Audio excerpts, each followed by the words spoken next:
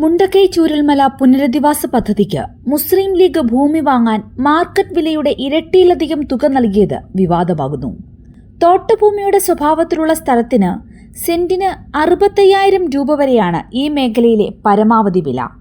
എന്നാൽ മുസ്ലിം ലീഗ് ഭൂമി വാങ്ങിയത് സെന്റ് ഒന്നിന് 1,20,000-ലധികം രൂപ നൽകിയാണ്. ലീഗിനകത്ത് തന്നെ ഇതിന്റെ പേരിൽ വിമർശനങ്ങൾ ഉയർന്നതായാണ് സൂചന. അതോടൊപ്പം തന്നെ മാസങ്ങൾക്കുള്ളിൽ 105 കുടുംബങ്ങൾക്ക് രജിസ്റ്റർ ചെയ്ത് കൈമാറുവാനുള്ള ഭൂമി പാണക്കാട് സാദിഖലി തങ്ങളുടെ പേരിൽ ഭൂമി അനാവശ്യമായി രജിസ്റ്റർ ചെയ്തതിലൂടെ 2 കോടി രൂപയുടെ പാഴ്ചെലവുണ്ടായതായും മുസ്ലിം ലീഗിനെ പ്രതിരോധത്തിലാക്കിയിരിക്കുകയാണ്.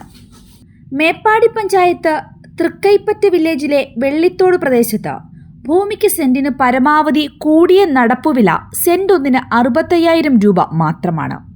എന്നാൽ പുനരധിവാസ പദ്ധതിക്കായി മുസ്ലിം ലീഗ് ഭൂമി വാങ്ങിയത് സെന്റിന് 1,20,000-ലധികം രൂപ മുടക്കിയാണെന്ന് പുറത്തുവിട്ടത് മുസ്ലിം ലീഗ് പുനരധിവാസ കമ്മിറ്റി തന്നെയാണ്. 11.22 ഏക്കർ ഭൂമി വാങ്ങാൻ 12,83,78,150 രൂപ ചിലവഴിച്ചതായാണ് ലീഗ് തന്നെ പുറത്തുവിട്ട കണക്കിൽ വ്യക്തമാക്കുന്നത്. ഭൂമിയുടെ യഥാർത്ഥ വിലയേക്കാൾ മുസ്ലിം ലീഗിന് കണക്കുകൾ പ്രകാരം ചിലവായത് 6 കോടിയോളം രൂപയിലധികമാണ്. ഈ കാര്യങ്ങളിൽ വ്യക്തത വരണമെങ്കിൽ ഭൂമി രജിസ്ട്രേഷനുകളുമായി ബന്ധപ്പെട്ട രേഖകൾ കൂടി ലഭ്യമാകേണ്ടതുണ്ട്. പുനരധിവാസ പദ്ധതിക്കായി കുറഞ്ഞ വിലയ്ക്ക് നേരത്തെ മുസ്ലിം ലീഗ് മറ്റൊരു ഭൂമി കണ്ടെത്തിയിരുന്നതായും എന്നാൽ ഭൂമിക്ക് നിയമപ്രശ്നങ്ങളുണ്ടെന്ന് നിയമോപദേശം ലഭിച്ചതോടെ ഉപേക്ഷിച്ചതായുമാണ് വിവരം. അതിനുശേഷമാണ് ഇപ്പോൾ വിവാദമായ മേപ്പാടി പഞ്ചായത്ത് തൃക്കൈപ്പറ്റ വില്ലേജിലെ വെള്ളിത്തോട് പ്രദേശത്ത് ഭൂമി കൂടിയ വില കൊടുത്ത് വാങ്ങിയിരിക്കുന്നത്. ഈ 11 ഏക്കർ ഭൂമിയും രജിസ്റ്റർ ചെയ്തത് മുസ്ലിം ലീഗ് പ്രസിഡന്റ് പാണക്കാട് സാദിഖലി ശിഹാബ് തങ്ങളുടെ പേരിലേക്കാണ്. ഇനി വീടുപണി പൂർത്തിയായ ശേഷം 8 സെന്റ് വീതം ഗുണഭോക്താക്കൾക്ക് വീണ്ടും രജിസ്റ്റർ ചെയ്ത് നൽകേണ്ടതുണ്ട്. ഇപ്പോൾ തന്നെ മുസ്ലിം ലീഗ് പുറത്തുവിട്ട കണക്കുകൾ പ്രകാരം സാദിഖലി തങ്ങളുടെ പേരിലേക്ക് രജിസ്ട്രേഷൻ പൂർത്തിയാക്കാൻ സ്റ്റാമ്പ് പേപ്പറിനും രജിസ്ട്രേഷൻ ഫീസിനത്തിലുമായി 1.5 കോടിയോടടുത്ത് ചിലവ് വന്നിട്ടുണ്ട്. ഇനി ഇത് വീണ്ടും 8 സെന്റ് വെച്ച് ഗുണഭോക്താക്കൾക്ക് രജിസ്റ്റർ നടപടികൾ പൂർത്തിയാക്കി നൽകുവാൻ ഇരട്ടിയോളം തുക അനാവശ്യമായി ചെലവഴിക്കേണ്ടതായിട്ടുമുണ്ട്. തിടുക്കപ്പെട്ട് സാദിഖലി തങ്ങളുടെ പേരിൽ ഭൂമി രജിസ്റ്റർ ചെയ്തത് എന്തിനെന്ന ചോദ്യം പാർട്ടിക്കുള്ളിൽ തന്നെ ഉയരുന്നു. ഇതേക്കുറിച്ചുള്ള മാധ്യമപ്രവർത്തകരുടെ ചോദ്യങ്ങളോട് ഇപ്പോൾ പ്രതികരിക്കാനില്ലെന്ന് പറഞ്ഞ് ജനറൽ സെക്രട്ടറി PMA സലാം ഒഴിഞ്ഞുമാറുകയാണ് ചെയ്തത്. അതായത് ഭൂമിക്രയ വിക്രയത്തിലൂടെ മാത്രം ഒരു പൊതുകാര്യത്തിനായി ജനങ്ങളിൽ നിന്നും പിരിച്ചെടുത്ത പണത്തിൽ നിന്നും ഇപ്പോൾ തന്നെ 9 കോടിയോളം രൂപ അനാവശ്യ ചിലവ് വന്നത് മുസ്ലിം ലീഗിനെ പ്രതിരോധത്തിലാക്കുന്നു. ഇതിനു മുമ്പ് തന്നെ മുസ്ലിം ലീഗിന്റെ നേതൃത്വത്തിൽ നടത്തിയിരുന്ന ഗുജറാത്ത് ഫണ്ട്, കത്വ ഉന്നാവോ ഫണ്ട്, ലാത്തൂർ ഭൂകമ്പ ദുരിതാശ്വാസ ഫണ്ട് എല്ലാം ഏറെ വിവാദങ്ങളിലേക്കും നിയമ നടപടികളിലേക്കും പോയ പശ്ചാത്തലത്തിൽ വേണ്ട മുൻകരുതലെടുക്കാതിരുന്നത് ലീഗ് നേതൃത്വത്തെ വെട്ടിലാക്കിയിട്ടുണ്ട്. വയനാട് പുനരധിവാസത്തിൽ സർക്കാരിന്റെ നിർമ്മാണ പ്രവൃത്തികളിൽ പങ്കാളിയാകാനായിരുന്നു മുസ്ലിം ലീഗ് നേരത്തെ തീരുമാനിച്ചത്. ഫണ്ട് മുഖ്യമന്ത്രിയുടെ വയനാട് പുനരധിവാസ ഫണ്ടിലേക്ക് നൽകാനെടുത്ത തീരുമാനത്തിൽ നിന്നും അപ്രതീക്ഷിതമായാണ് മുസ്ലിം ലീഗ് പിന്മാറിയതും.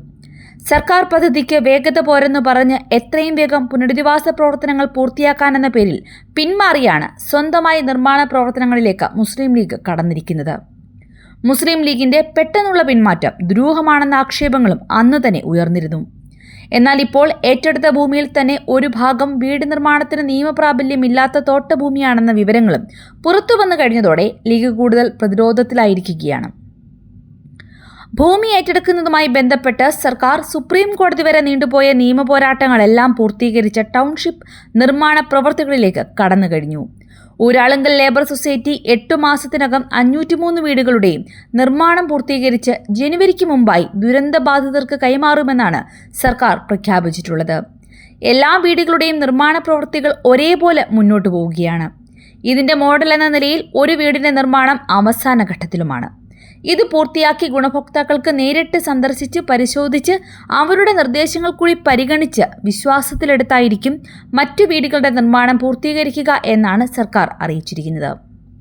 എന്നാൽ സർക്കാരിന്റെ പദ്ധതിക്ക് വേഗത പോരാ എന്ന ആക്ഷേപം ഉന്നയിച്ച് സ്വന്തമായി നിർമ്മാണ പ്രവർത്തികൾക്കിറങ്ങിയ മുസ്ലിം ലീഗ് സർക്കാർ വീടുകൾക്ക് തറക്കല്ലിട്ട് ഒരാഴ്ചയ്ക്കകം തറക്കല്ലിടൽ ചടങ്ങ് വിപുലമായി നടത്തിയെങ്കിലും പിന്നീട് ആ ഭൂമിയിൽ ഒരുവിധ നിർമ്മാണ പ്രവൃത്തിയും ഇതുവരെ ആരംഭിച്ചിട്ടില്ല. വേഗത്തിൽ തുടങ്ങുമെന്ന് അവകാശപ്പെടുന്നുണ്ടെങ്കിലും നിർമ്മാണ കരാർ ആർക്കാണ് നൽകിയത് എന്നതിലടക്കം വിശദീകരിക്കാൻ ലീഗിന് സാധിച്ചിട്ടില്ല. അതേസമയം വിവാദങ്ങളിൽ കഴമ്പില്ലെന്നും വാങ്ങിയത് തോട്ടമല്ലെന്നും ജന്മപട്ടയമുള്ള ഭൂമിയാണെന്നും അതിനാലാണ് കൂടുതൽ തുക നൽകേണ്ടി വന്നത് എന്നുമാണ് മുസ്ലിം ലീഗ് ജില്ലാ കമ്മിറ്റിയുടെ വിശദീകരണം. നിയമോപദേശം സ്വീകരിച്ച ശേഷമാണ് ഭൂമി വാങ്ങിയതെന്നും തോട്ടഭൂമിയല്ലെന്ന് തെളിയിക്കുവാനുള്ള മുഴുവൻ രേഖകളും ഭൂവുടമ ലാൻഡ് ബോർഡിന് മുന്നിൽ ഹാജരാക്കുമെന്നുമാണ് മുസ്ലിം ലീഗിന്റെ വാദം. ജനങ്ങളോട് പറഞ്ഞ സമയത്തിനുള്ളിൽ തന്നെ പദ്ധതി പൂർത്തീകരിച്ച് ദുരന്തബാധിതരായ 105 കുടുംബങ്ങൾക്ക് കൈമാറുമെന്നാണ് നിർമ്മാണ കമ്മിറ്റി കൺവീനറായിട്ടുള്ള PK ബഷീർ MLA അവകാശപ്പെടുന്നത്.